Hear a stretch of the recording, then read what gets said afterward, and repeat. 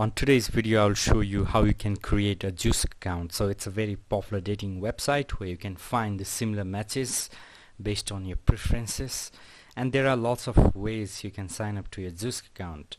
Alright, so let's get started. First you need to do is type zoosk.com on your web browser, and the home page will open, and as you can see on the right side there's already a sign up form available. Okay, the first option is you can just fill up these forms, like you have to choose your gender preferences. Are you interested in man, woman, or you have your preferences, then put your birth date over here, then put your email, then put your password, and then you can just sign up.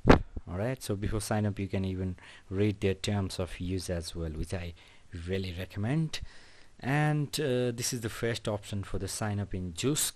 The another one is using a Facebook account as well. Alright, so if you click on this option, they will ask you to log into your Facebook account, then you'd be able to sign up with Facebook as well.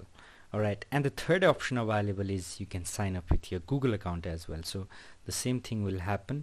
If you click on this, a new windows will appear asking your Google account details, or if you're already logged into Google account, then you can just simply click on the next, and then you'd be able to sign up with your Zoosk account. So by using these three different methods based on your preference, you can create a new Zoosk account, or you can sign up a new Zoosk account. So what I recommend you is to sign up with your Facebook account, because it will get the more data related to your preferences, related to your social profiles.